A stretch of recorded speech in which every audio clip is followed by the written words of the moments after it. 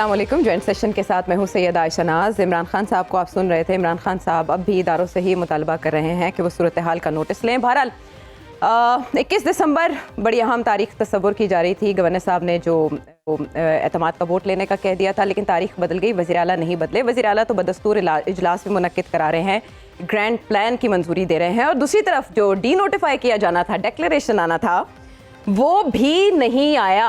Between the lines क्या हो रहा है और खिचड़ी पक क्या रही है? हम तो समझे थे कि एक जख्म है भर जाएगा, क्या खबर थी कि रगे जाँ में उतर जाएगा।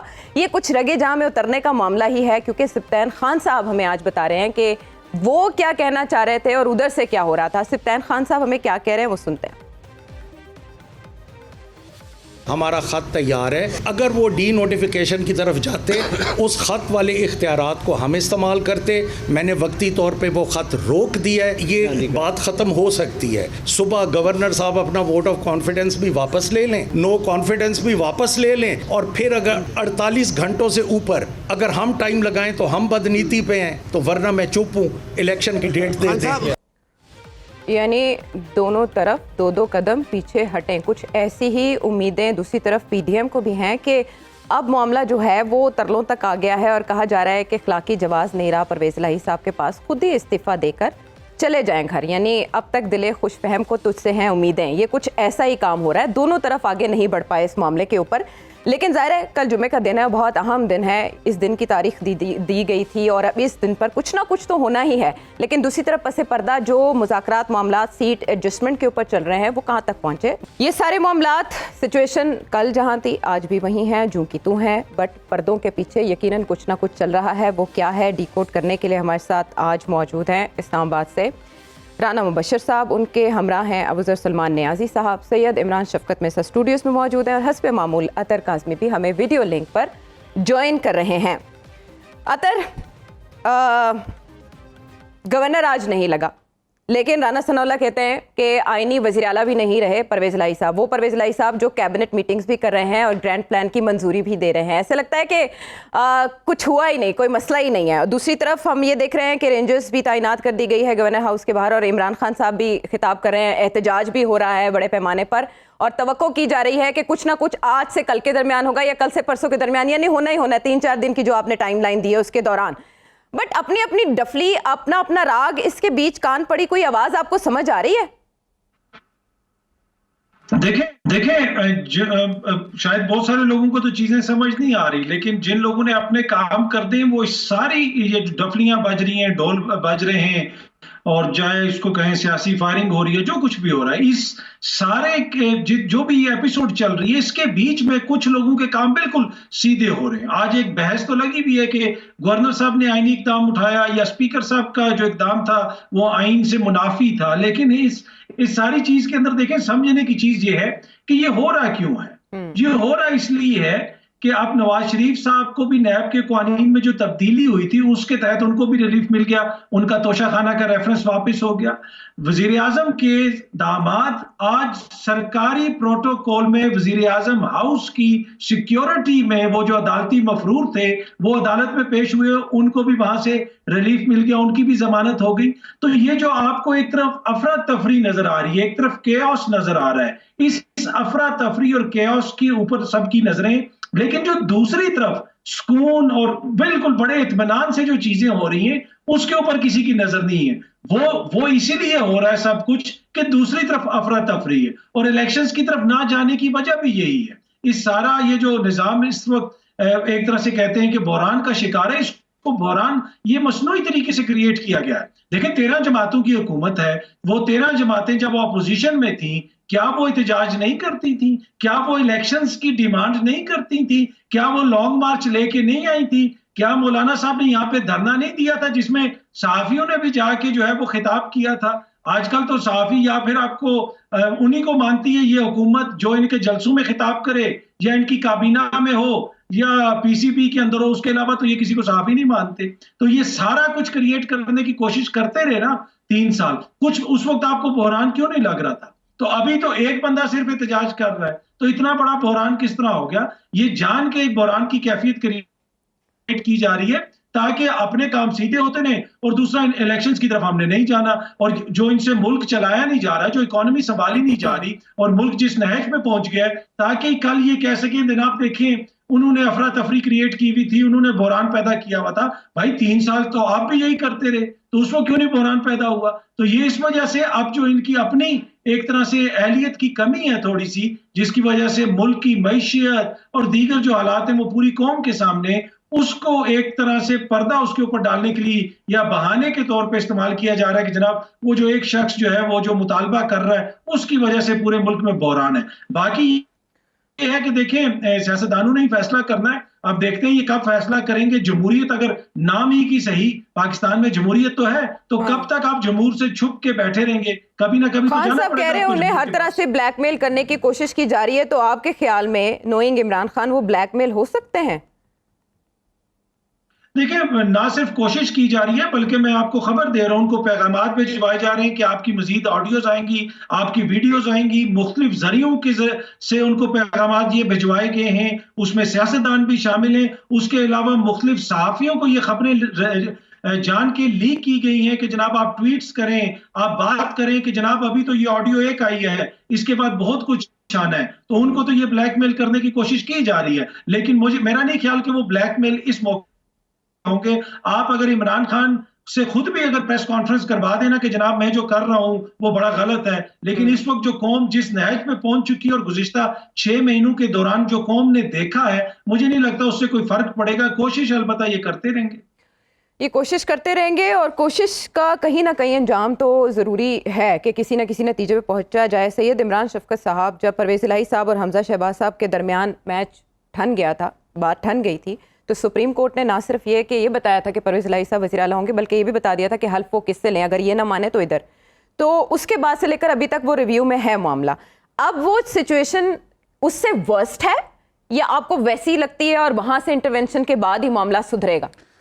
देखें, पाकिस्तान में इस तरह के जो भी मामलात होते हैं ना, वो उस तरफ से जब इंटरवेंशन होती है तो फिर जाके वो मामलात सीधे होते हैं। वजह आपको उसकी नहीं ये लगता है कि उसके बाद से उल्टे हुए हैं मामला? नहीं, वो एक जो नुक्ता है उसमें, हाँ, उसने काम बिगाड़ दिया था। शेख अजमत सईद साहब का 2015 का फैसला उसमें नहीं माना गया था। पार्टी लीडर का, पार्टी जो हेड है उसका फैसला, उसको कहा गया था कि वो यहाँ अप्लाई नहीं होता। नहीं, मैं वो इंटरवेंशन का नतीजा मैं आपको बताता हूं। वो दूसरी इंटरवेंशन की बात कर रहे हैं? अच्छा जी, ओके। वो पहले इंटरवेंशन जो हुई थी वो हुई थी कि वोट जो है वो तो डल जाएंगे जी, लेकिन वोट डालने वाला जो है वो नहीं रहेगा, डी सीट हो जाएगा। फिर जब यहाँ पर मामला आया तो यहाँ पे इंटरवेंशन थी। फिर यहाँ पे ये हुआ कि जी के वोट भी नहीं पड़ेंगे और डी सीट भी हो जाएंगे। ठीक है, तो वो हमारे यहाँ तो मामला इसी तरह ही चलते हैं। और अब अगर आपको लग रहा है कि मामला कहीं पे रुका हुआ है, फंसा हुआ है, तो वो इसलिए रुका और फंसा हुआ है कि वहाँ से अब इंटरवेंशन नहीं है। अच्छा, हाँ, ऑलमोस्ट हम कह सकते हैं। अब भाई अब क्या करें ना, या तो कोई सबूत आए, किसी तरफ से कोई बात आए। इससे पहले जो हुआ इसका सबूत आया नहीं, बाद में आ गया था ना। वैसे कल जो है फवाद चौधरी साहब उन्होंने एक सहमे हुए लहजे में एक बात कही थी हमाद अजहर साहब के साथ खड़े होके कि जी के कुछ हमारे जो नुमाइंदे हैं उनको फ़ोन आ रहे हैं और मैं ये चाहता हूँ, और फ़ोन में ये कहा जा रहा है टेलीफोन कॉल्स में कि आप वो अब्सटेन कर जाएं, वोट ना डालें, इधर उधर हो जाएं। तो मैं बड़े उन्होंने ना वो एक होता ना, ये एक नहीफ से लहजे में कहा था, मैं ज़रा चाहता हूँ कि ये जो हाई अप्स हैं वो देखें कि ये फ़ोन कहाँ से आ रहे हैं। तो ये बहरहाल उनकी तरफ से इल्ज़ाम है, ठीक है ना। अच्छा, लेकिन अगर उस तरफ से फ़ोन आ रहे होते, ये मैं वैसे लाउड थिंकिंग कर रहा हूँ, तो फिर तो मिनट लगता तय हो जाने से सारे मामले। फिर तो इतना लंबा जाता ही नहीं मामला, राती डी नोटिफाई हो जाना सी पाइन ने, बिल्कुल ये परवेज इलाही साहब ने। तो इस दफा जो है वो जिसको हम पंजाबी में कहते हैं ना पीना पै रहा है, तो इस दफा करके खानी पड़ रही है हमारी पॉलिटिकल फोर्सेस को।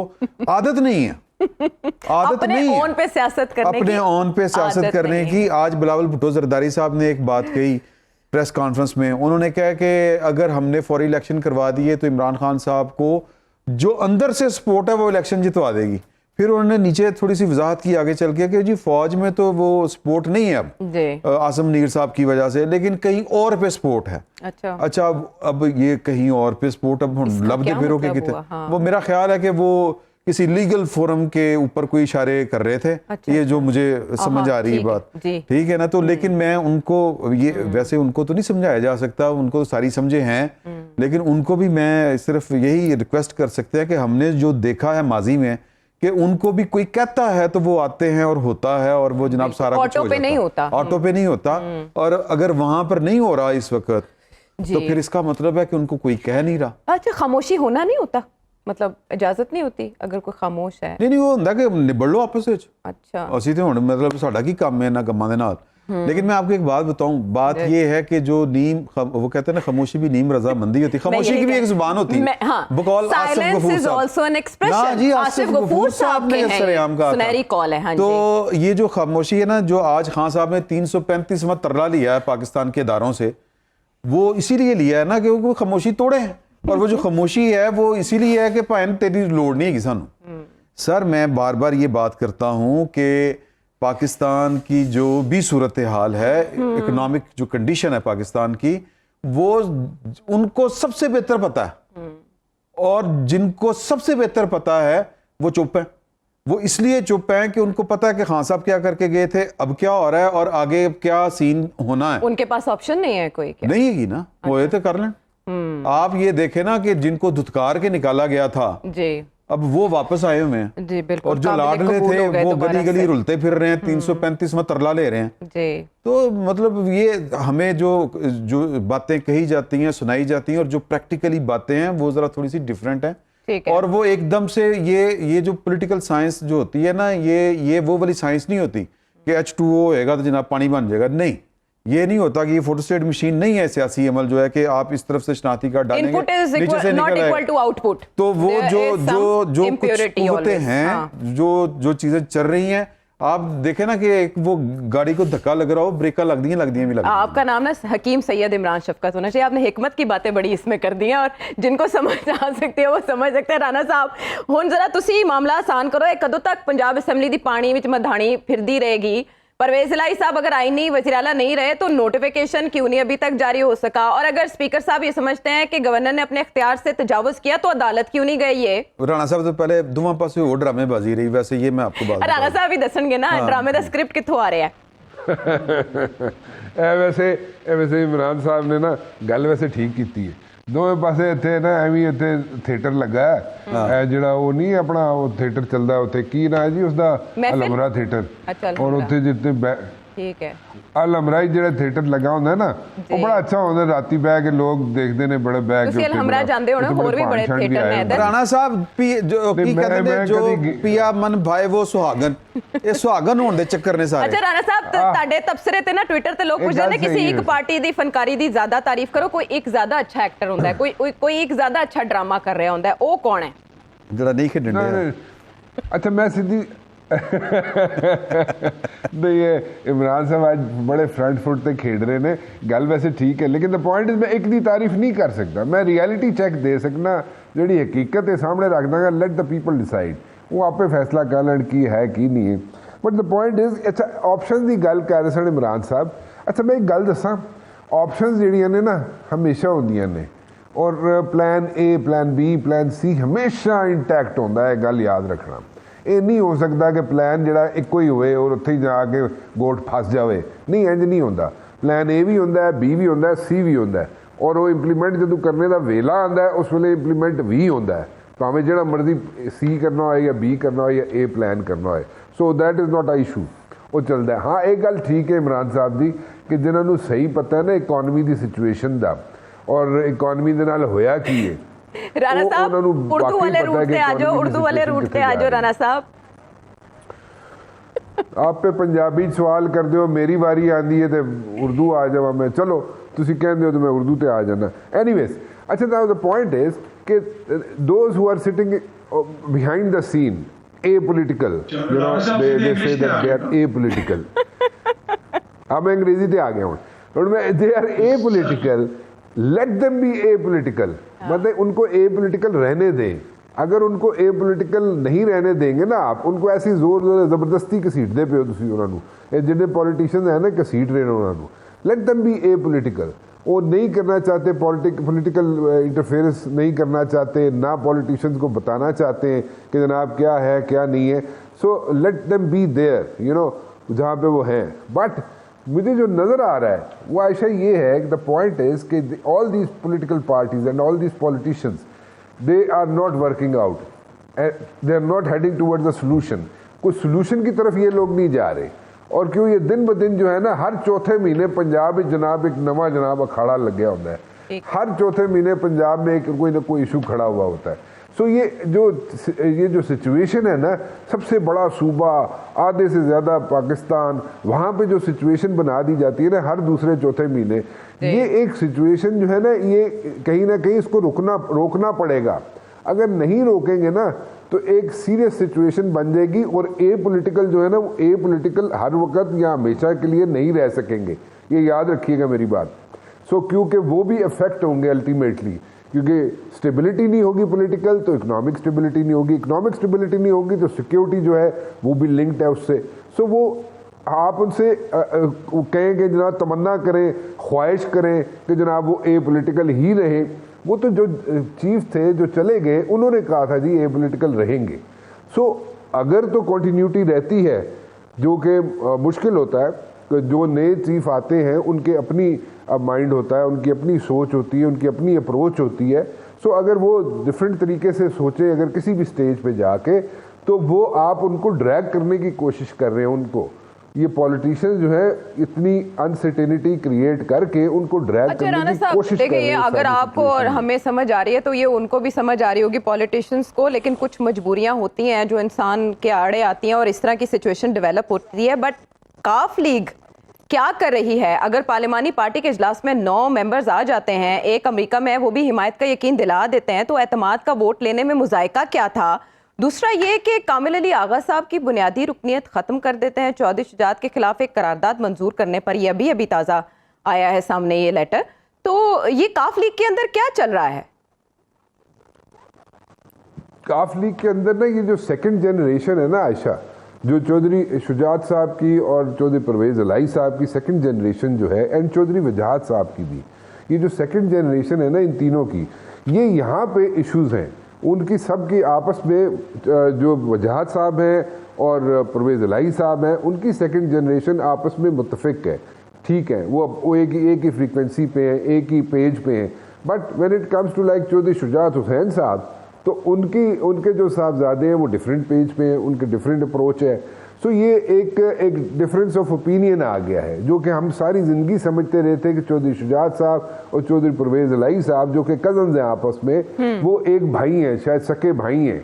लेकिन ये जब नई से जनरेशन आई है तो उन्होंने सारी चीज़ें जो है यहाँ पे उलट पुलट होती हुई नज़र आती हैं। एक फैमिली जो ऐसे मुत्तहिद थी वो वहाँ पे जनाब इस किस्म की सिचुएशन है। यहाँ तक सो मच सो के मतलब अब तो ये भी बात होती है कि जनाब जो F8 में इस्लामाबाद में जो घर है उसको भी आधा आधा कर दिया जाए, जो चौधरी शुजात साहब का जो घर है उसको भी आधा आधा कर दिया जाए, उसके अंदर नई कंस्ट्रक्शन की जाए।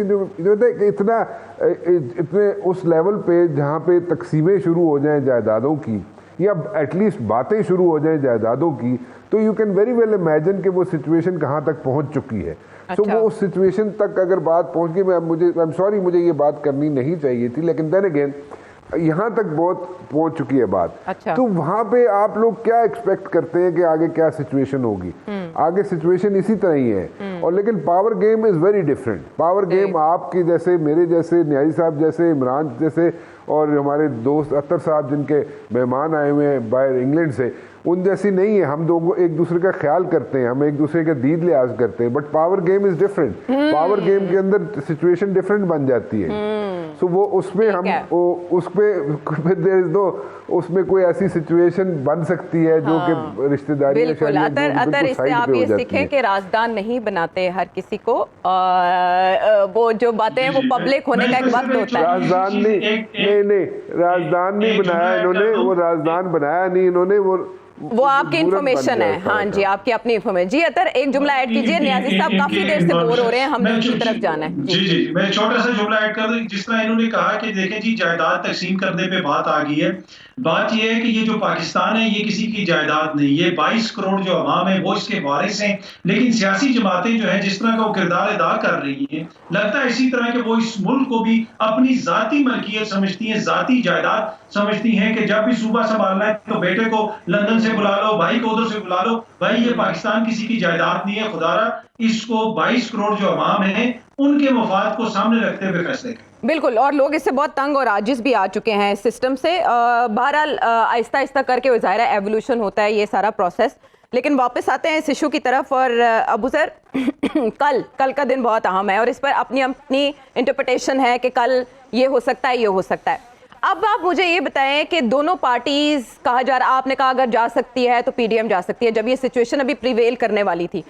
अभी तक दोनों पार्टीज ने अदालत से रुजू इस मामले पर आपके ख्याल में क्यों नहीं किया? और जो स्पीकर हैं सिप्तान खान साहब पंजाब असेंबली के, वो ये कह रहे हैं कि मामला जनवरी के पहले हफ्ते तक जा सकता है। कल के दिन आईनी और कानूनी तौर पर होना क्या चाहिए या क्या हो सकता है?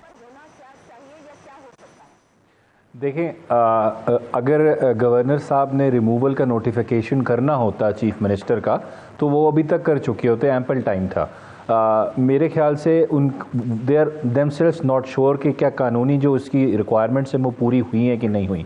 देखिए, स्पीकर साहब ने, अब कानून क्या कहता है कि जब गवर्नर की 130(7) अगर हम मान लें वो ठीक था, उस पर भी डिबेट हो सकती है। 137 के नीचे जो उन्होंने रिक्वेजिशन भेजी थी कि आप वोट ऑफ कॉन्फिडेंस लें, और वो नहीं लेता अगर चीफ मिनिस्टर, ये फिर रूल्स में लिखा हुआ है कि डीम किया जाएगा बाय लीगल फिक्शन कि वो अपना ऑफिस लूज कर चुका है, he ceases to exist as the chief minister. तो ठीक है, वैसे नॉर्मल सिचुएशन में ठीक था, लेकिन इसमें ये क्या हुआ है, चीफ मिनिस्टर ने मना नहीं किया, स्पीकर ने ऑर्डर पास कर दिया कि मैं इजलास नहीं बुलाऊंगा क्योंकि आपने जो एडवाइस दी है वो गैर कानूनी है। तो इस बात पे मेरे ख्याल से अगर स्पीकर का ऑर्डर जो है, अगर लगता है पीडीएम को कि वो नहीं बुलाया, तो सबसे पहले उनके रास्ते में स्पीकर का ऑर्डर है, उसको उसको चैलेंज करना पड़ेगा। अगर अदालत कह देती है स्पीकर का ऑर्डर जो है वो गैर आईनी है, तो फिर वो चीफ मिनिस्टर पे को बाउंड होगा कि वो इजलास बुलाया जाए, और उसके बाद अगर वो नहीं कराते वोट ऑफ नो कॉन्फिडेंस, तो फिर वो अपनी मेजॉरिटी लूज कर जाएंगे और अपना ऑफिस सीज हो जाएगा उसका। लेकिन इसमें प्रॉब्लम क्या है, जब वो चैलेंज करेंगे स्पीकर की रूलिंग, तो फिर अदालत स्पीकर की रूलिंग एक दिन में तो नहीं उड़ाएगी, वो फिर स्पीकर को बुलाएगी, उसको कहेगी कि आप बताएं आपने किन रीजंस की बेसिस पे ये फैसला किया है। तो फिर स्पीकर दो चीज़ों पे जाएंगे, एक तो ये कहेंगे कि जी जो इजलास ऑलरेडी चल रहा है उसके बाद दूसरा इजलास नहीं बुलाया जा सकता, जो मेरी नज़र में इतना अच्छा लीगल आर्गूमेंट नहीं है जो उन्होंने रीजनिंग दी है। I don't agree with it, हम पहले डिस्कस कर चुके हैं। लेकिन जो पहली चीज़ है जिस पे बहस होगी, और वो मेरे ख्याल से बड़ा अच्छा आर्गूमेंट बनेगा, कि क्या जो गवर्नर ने गवर्नर ने जो रिक्वेस्ट भेजी है कि आप वोट ऑफ कॉन्फिडेंस लें, उसमें क्या कोई कानूनी या आईनी सुखम है कि नहीं। तो फिर वो बात होगी कि 130(7) में जो रिक्वायरमेंट है, governor should be satisfied that the chief minister has lost majority. अब इस पर मैंने काफ़ी रिसर्च की है, केस लॉ देखा है। लूजिंग द मेजॉरिटी मीन्स के फॉर एग्जाम्पल 20-25 बंदे रिटन लेटर लिखते हैं रूलिंग पार्टी के कि हम इस पर कॉन्फिडेंस नहीं है, हम छोड़ रहे हैं, हम इसके खिलाफ वोट करेंगे। या कोई मनी बिल पास हो रहा हो उसमें उन्होंने वोट नहीं किया, कोई बिल पास हो रहा हो उसमें वोट नहीं किया, वो लूज कर जाते हैं मेजॉरिटी। या प्रेस कॉन्फ्रेंस कर दे 20 बंदे रूलिंग कोलिशन के। इस तरह की सब्सटैंटिव एविडेंस के साथ चीज़ आए, tangible. Supreme court of Pakistan कहता है सदर और प्राइम मिनिस्टर ने, गवर्नर ने अगर अपना ओपिनियन फॉर्म करना है तो it should be based on some tangible concrete solid evidence जो एग्जिस्ट करती हो। अब एक मिनिस्टर एक एमपी रिज़ाइन कर दे या 2 MPs रिज़ाइन कर दें, और या 10 MPs ये कह दें कि हमें जी चीफ मिनिस्टर की ये पॉलिसी अच्छी नहीं लग रही, लेकिन इसका मतलब ये नहीं है वो अपनी मेजॉरिटी लूज कर गया। So you need concrete evidence के उसकी सपोर्ट ही खत्म हो गई है। तो फिर ये बहस जब अदालत में होगी तो गवर्नर साहब को बड़ी प्रॉब्लम होगी इस चीज़ को डिफेंड करने में कि मैंने अपना ओपिनियन कैसे फॉर्म किया है। सो पीडीएम नोज कि ये बात होगी, उनको भी नहीं श्योर अदालत में क्या होना है। और मेरे ख्याल से पीटीआई वालों को तो अभी अदालत में जाने की ज़रूरत नहीं है रूलिंग कोलिशन को, क्योंकि उनका तो चीफ मिनिस्टर एग्जिस्ट करता है। यहाँ अगर उसको डी नोटिफाई कर देता है गवर्नर फॉर इंस्टेंस, तो फिर वो लोग अदालत चले जाएंगे, फिर सारी चीज़ें चैलेंज होगी। सो बड़ी एक खिचड़ी बन गई है। मैं कुछ अपने श्योरिटी से नहीं कह सकता क्या होगा क्या नहीं, वो किसने अदालत जाना है। मेरे ख्याल से जब तक चीफ मिनिस्टर साहब को लग रहा है वो पावरफुल है, उनकी बात मानी जा रही है, he is exercising his powers as the chief minister, तो वो रहेंगे। And do you think there is an understanding? कोई वक्त नहीं रही तो कोई अंडरस्टैंडिंग चल रही है behind the scene? Do you see that अबू ज़र? देखें, अगर पीडीएम वाले चुप करके इसी तरह बैठे रहते हैं तो मेरे ख्याल से देर मस्ट बी एक चांस है, प्रोबेबिलिटी है, प्रिजम्पशन अराइज हो सकती है कि देर इज सम अंडरस्टैंडिंग, लेकिन मुझे सीरियस नहीं नज़र आ रहे पीडीएम वाले। अगर चलें ये गवर्नर नहीं बुला रहा तो आप वोट ऑफ नो कॉन्फिडेंस जो आपने 20% के साथ रिक्वेजिशन दिया, आप उस पर उन पर जोर डालें, उसकी बुलाएं और वोटिंग करवाएं।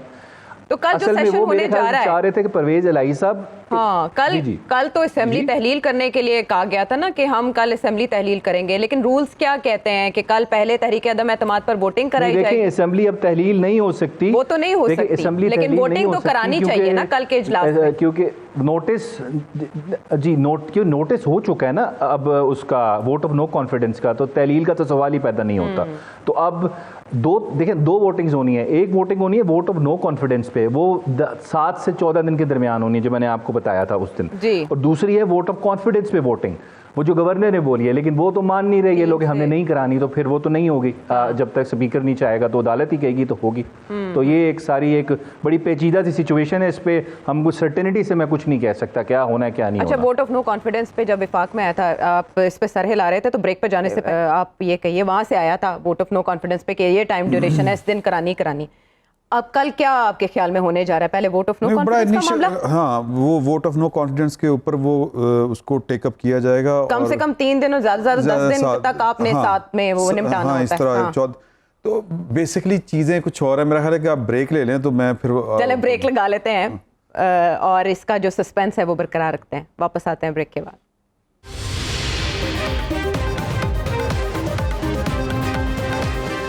Welcome back to the show. वक्त की किल्लत का हम शिकार हैं, वक्त कम है हमारे पास। आप ज़रा जल्दी जल्दी ये कल के इजलास का मामला तो नबेड़ें, फिर आगे चलते हैं। देखें, हम जो अबू ज़र साहब कह रहे थे वो बाई द बुक चल रहे थे कि ये होगा वो होगा वो। सर देखें, पाकिस्तान की जो पॉलिटिक्स है इसमें कुछ प्लेयर हैं, एक और 2-4 प्लेयर हैं, कोई पॉलिटिकल पार्टीज हैं इसमें, ठीक है। सिस्टम इसमें एक बहुत बड़ा स्टेक होल्डर है, तो सिस्टम के अपने स्टेक्स हैं, तो लिहाजा ये जो मामलात होने हैं ये उसी के मुताबिक होने हैं। वो जिस तरफ, अब क्या ये क्यों नहीं जा रहे दोनों, बिल्कुल अदालत क्यों नहीं जा रहे? उन्होंने कि यार वो पता नहीं कितने आ रहे हो, अपनी तशरीह कर रहे हैं लेकिन अदालत नहीं जा रहे। क्यों नहीं जा रहे? कि अगर इनको कोई कह दे ना वही कि पाए ना साड़ी गल हो गई है, तुम आ जाओ, ठीक है। अब वो वहां से तो आवाज कोई आ नहीं रही, तो इधर कॉन्फिडेंस इसलिए नहीं है कि अदालत दा की पता किहड़े पासे तारीफ कर दे, इधरों उधर ते उधरों इधर। पाकिस्तान की जो अदालती तारीख है वो भी तो इसी तरह की है ना, हमारी बदकिस्मती से।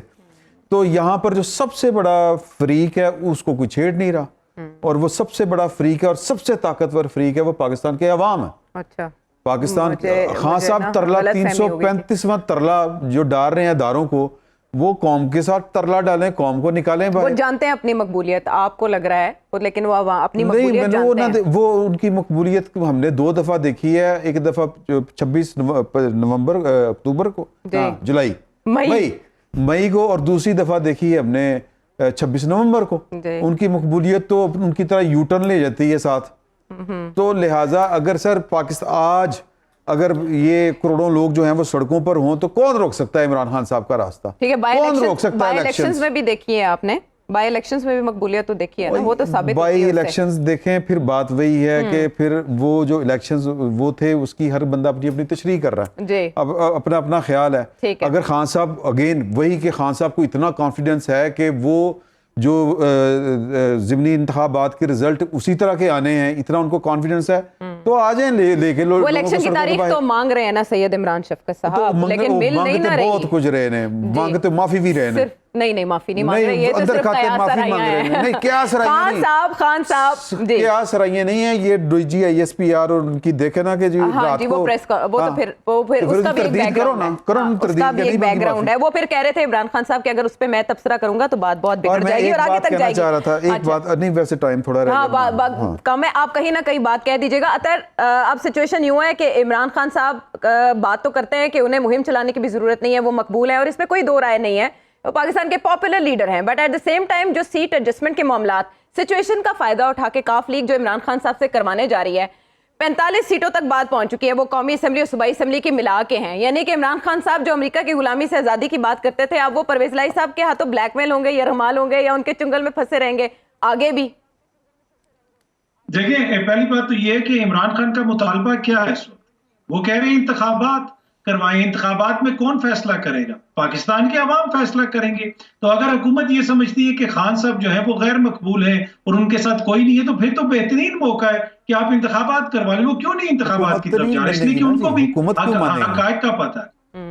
नहीं, वही ना, हुकूमत बेशक ना माने ना, मैं कह रहा हूँ कि हुकूमत इसलिए नहीं मान रही कि उनको पता है कि हम इंतखाबात हार जाएंगे। दूसरी बात यह है कि इमरान खान साहब माफी मांग रहे हैं और इसाक डार साहब तो घोड़े के ऊपर तलवार पकड़ के पाकिस्तान वापस आए ना। मियां साहब ने जो अपनी साहबजादी को यहाँ से बुलाया और शहबाज शरीफ जो है इमरान खान दी करो, अत्तर साहब दौड़ के उधर बढ़ जाते हैं, वो तो चोर हैं। मैं जरा अपनी बात, अत्तर साहब वो चोर हैं, अपनी बात का हाँ नहीं मुकम्मल करें मुकम्मल बिस्मिल्लाह। ये आप कह सकते हैं उनको चोर, मैंने खुदा ना खास्ता ऐसी कोई बात नहीं की। मैं थोड़े से हकायक बता रहा हूँ कि जब जो माफी मांगता है ना, वो कौम को नजर आता है। ये कौम आप उतनी बेशऊर नहीं रही है कि दो बंदे बैठ के उनको जो कह देंगे वो मान लेंगे। माफी मांगने वाली पूरी तरदीद कर दो ना सर, तरदीद करवा दो इमरान खान साहब को, तरदीद करवा दो उस प्रेस कॉन्फ्रेंस दी। किसने माफी मांगी, किसने क्या किया, वो सब ने देखा। और वो जो प्रेस कॉन्फ्रेंस हुई थी दो मोअज़्ज़िज़ शख्सियात की, उससे अगले दिन खान साहब ने अपने लॉन्ग मार्च के अंदर उस हवाले से काफी वजाहत भी की थी और काफी बातें भी की थी। पर एनीवे, अब मसला ये है कि अगर सीट एडजस्टमेंट होती है काफ लीग के साथ, मैं जाती तौर पे ये समझता हूं कि अगर खान साहब ये समझते हैं कि वो स्टेटस को के खिलाफ हैं और स्टेटस को वो खत्म करना चाहते हैं, तो भाई काफ लीग तो स्टेटस को की अलामत है। काफ लीग तो सिर्फ उनके ऊपर चलती है जहां से उनको इशारा मिलता है, चाहे किस तरफ से भी इशारा मिले। तो अगर आपने उनके साथ सीट एडजस्टमेंट कर ली, उनको आपने 30 सीटें दे दी या 15 सीटें दे दी, तो ये वो एक ब्लैक मेलिंग ब्लॉक बन जाएगा जो कभी भी किसी के भी इशारे पे या तो इधर चला जाएगा या उधर चला जाएगा। तो मेरे ख्याल में अगर उन्होंने वो जेन्युइनली ये कहते हैं कि हमने वो स्टेटस को खत्म करना है, तब्दीली लानी है, तो फिर उनको काफ लीग के साथ सीट एडजस्टमेंट नहीं करनी चाहिए। और आज गवर्नर हाउस के बाहर काफ लीग के कितने कारकुन हैं? काफ लीग तो एंजॉय कर रही है, असेंबली नहीं टूट रही है। तो मैं तो अभी भी ये समझता हूं कि परवेज अलाई की भी उतनी ख्वाहिश है कि असेंबली ना टूटे जितनी जरदारी साहब या शहबाज शरीफ साहब की है। हाँ राना साहब, आपके ख्याल में सीट एडजस्टमेंट पर पीटीआई की रजामंदी क्या बताती है? देखिए, सीट एडजस्टमेंट जो है ना, वो उन्होंने तकरीबन उस पर जो मुज़ाकरात हैं, जो इनके बैकडोर डिप्लोमेसी चल रही थी, उस पर इन्होंने काफ़ी हद तक बातचीत कर ली हुई है। और सीट एडजस्टमेंट की बात जब की जाए, वो क्या एथिक्स क्या कहते हैं, नॉर्म्स क्या कहते हैं इमरान खान साहब के, दैट इज़ अ डिफरेंट एक बात हो जाएगी, डिफरेंट तरफ दूसरी तरफ हम चल पड़ेंगे। लेकिन as of now seat adjustment पे जो बातें हैं वो ऑलमोस्ट कंप्लीट हो चुकी हैं। ठीक है, चाहे वो नेशनल असेंबली की हो, चाहे वो प्रोविंशियल असेंबली की हो, वो ऑलमोस्ट तय हो चुका है। अभी मसला ये है कि जो काफ लीग वाले हैं या चौधरी परवेज अलाई साहब जो हैं, वो चाहते ही हैं कि मैक्सिमम से मैक्सिमम सीट्स वो ले सकें, लेकिन अभी थोड़ी सी रुकावट है। जो उनके ऑब्जेक्टिव्स हैं या जो नंबर्स वो चाहते हैं कि उनको मिल जाएं, वो उनको नहीं मिले और ना वो मिल सकते हैं, टू बी वेरी ऑनेस्ट।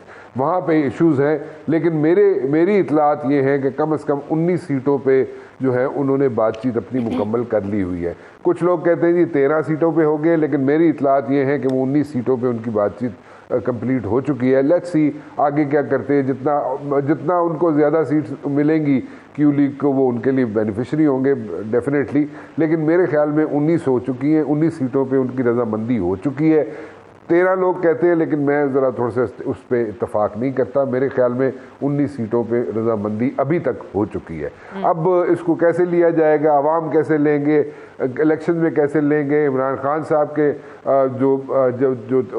जिस तरीके से इमरान खान साहब की अप्रोच है टूवर्ड्स स्टेटस को, उसको कैसे लेंगे, वो दैट्स अ डिफरेंट डिबेट सी, वो एक डिफरेंट डिबेट की तरफ चला जाएगा काम। लेकिन 19 सीटों पे मेरे इत्तलात के मुताबिक एडजस्टमेंट हो चुकी है। ठीक है, लेकिन इसके बाद इमरान खान साहब का जो 2 तिहाई अक्सरियत का प्लान है या ख्वाब है, वो कैसे पूरा हो सकता है? अपनी जगह पर सवाल बरकरार है, लेकिन आईनी और कानूनी क्वेश्चन अबू सर जाने से पहले ये बताइए कि एतमाद के वोट लेने की गुंजाइश अब भी मौजूद है? अगर दोबारा असेंबली इन सेशन आती है पंजाब असेंबली, तो क्या दोबारा कहा जा सकता है वज़ीर आला को कि आप एतमाद का वोट लें?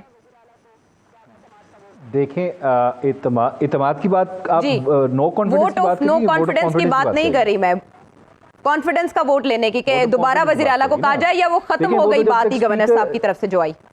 देखिए, जो अब दोबारा गवर्नर दोबारा भी कहने को कह सकता है, लेकिन फिर कल को वही बात आएगी कि स्पीकर कहेगा कि मैं आपकी रूलिंग नहीं मान रहा। आई मीन सिचुएशन तो वही आ जाएगी, बैक टू स्क्वायर वन आ जाएंगे। लेकिन आप वाली चीजें उन्होंने अपने जवाब में नहीं लिखी, लेकिन उन्होंने साथ ये कहा है कि जो स्पीकर की रूलिंग है उसको कानूनी तहफ़्फ़ुज़ हासिल है, उसके लिए असेंबली रूल्स का हवाला भी 209 उन्होंने उसका हवाला दिया है। नहीं, वो मैंने देख लिया है, मैंने देख लिया जो स्पीकर की रिलायंस उन्होंने लाहौर हाई कोर्ट की जजमेंट भी लिखी है, उसमें रिलाई की है, वो मेरी नज़र में गलत रिलायंस है। इससे बेहतर जवाब लिखा जा सकता था, उसमें मुझे तो सुखम नज़र आ रहे हैं, इससे बेहतर रीजनिंग हो सकती थी। देखें, गवर्नर ने जो माइंड मेकअप करना था उसकी कंडीशंस मैच नहीं होती थी, मैं अभी भी कह रहा हूँ पूरी नहीं होती थी। उसने इस्टेब्लिश नहीं किया कि the CM has lost support of the majority. इस वजह से मेरी नज़र में देखें, वोट ऑफ नो कॉन्फिडेंस भी वोट करा लें, और अगर परवेज़ इलाही साहब को निकालना है तो 186 बंदे ले आएँ और उनको निकाल दें, क्योंकि वोट ऑफ कॉन्फिडेंस पे तो ये नहीं बैठने देंगे आपको अनलेस अदालत आपको कहते कि कराएं वोट ऑफ कॉन्फिडेंस। सवाल फिर अपनी अपनी जगह पर बहुत से मौजूद। कल के दिन किस पर बार है वोट ऑफ नो कॉन्फिडेंस की बात? जनवरी के पहले हफ्ते तक स्पीकर साहब को जाती क्यों दिखाई दी है? वो जाने पर्दे के पीछे जो बातें कर रहे हैं, बहरहाल इब्हाम अपनी जगह पर मौजूद है और अवाम जवाब ढूंढ रहे हैं। प्रोग्राम के हवाले से फीडबैक दीजिएगा। अगले प्रोग्राम तक के लिए अल्लाह ने के बाद।